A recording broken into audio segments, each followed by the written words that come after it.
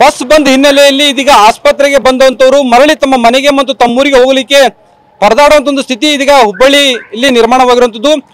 ಹುಬ್ಬಳ್ಳಿ ಕಿಮ್ಸ್ಗೆ ಪ್ರತಿನಿತ್ಯ ಸಾವಿರಾರು ರೋಗಿಗಳು ಬರ್ತಾರೆ. ಆದ್ರೆ ಇದೀಗ ಚಿಕಿತ್ಸೆ ಪಡೆದುಕೊಂಡು ಮರಳಿ ತಮ್ಮೂರಿಗೆ ಹೋಗಲಿಕ್ಕೆ ಆಗದಂತ ಪರಿಸ್ಥಿತಿ ನಿರ್ಮಾಣವಾಗಿರುವಂತದ್ದು ನಾವು ದೃಶ್ಯಗಳಲ್ಲಿ ಕೂಡ ನೋಡಬಹುದಾಗಿದೆ.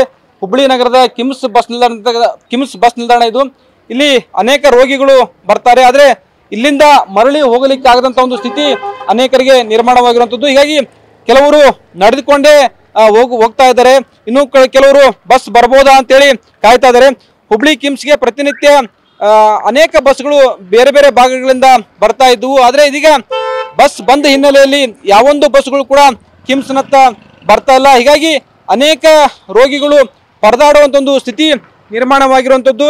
ಬಸ್ ಬರ್ಬೋದು ಅಂತ ಅನೇಕರು ಕಾಯ್ತಾ ಇದಾರೆ. ಅಮ್ಮ ಎಲ್ಲಿಗೆ ಹೋಗ್ಬೇಕ್ರಿ? ನಾವು ಚನ್ನಪಟ್ಟಿ ಹೋಗ್ಬೇಕ್ರಿ. ಬಸ್ ಇಲ್ಲ?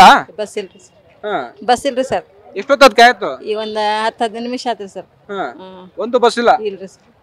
ಎದಕ್ ಬಂದ್ರಿ ಇಲ್ಲಿ? ಈ ನಡಾನ ಎಲ್ಬು ನೋವು ಆಗೈತ್ರಿ ಸರ್. ತೋರ್ಸಾಕ್ ಬಂದ್ರಿ.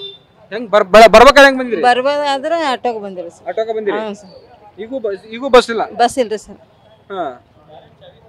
ಇದು ಅನೇಕರ ಮಾತುಗಳು. ಇನ್ನೂ ಕೂಡ ಕೆಲವರು ಕಳೆದ ಕೆಲ ಹೊತ್ತಿನಿಂದ ಬಸ್ಗೋಸ್ಕರ ಕಾಯ್ತಾ ಇದ್ದಾರೆ. ಬಸ್ ಬರ್ಬೋದಾ ಅಂತೇಳಿ ಅನೇಕರು ಕಾಯ್ತಾ ಇದ್ದಾರೆ. ಯಾವ ಊರಿಗೆ ಹೋಗ್ಬೇಕಮ್ಮ?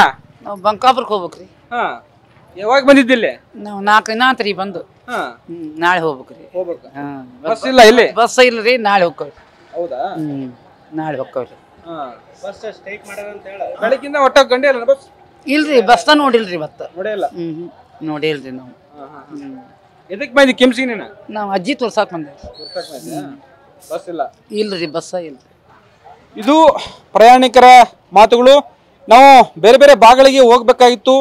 ಆದ್ರೆ ಬಸ್ ಇಲ್ಲದ ಹಿನ್ನೆಲೆ ಇದೀಗ ಕಿಮ್ಸ್ ನಲ್ಲೇ ಇರುವಂತ ಒಂದು ಸ್ಥಿತಿ ನಿರ್ಮಾಣವಾಗಿರುವಂತದ್ದು. ಏನೋ ಇವತ್ತೇ ಹೋಗ್ಬೇಕಾದಂತಂದ್ರು ನಾಳೆಗೆ ಹೋಗ್ಬೇಕಂತ ಒಂದು ಸ್ಥಿತಿ ನಿರ್ಮಾಣವಾಗಿದೆ ಅನ್ನೋ ಮಾತುಗಳನ್ನ ಇಲ್ಲಿನ ಪ್ರಯಾಣಿಕರು ಹೇಳ್ತಾ ಇರುವಂತದ್ದು. ಕ್ಯಾಮರಾಮನ್ ಶಿವಾಜ್ ಜೊತೆ ಸಂಜಯ್, TV9 ಹುಬ್ಬಳ್ಳಿ.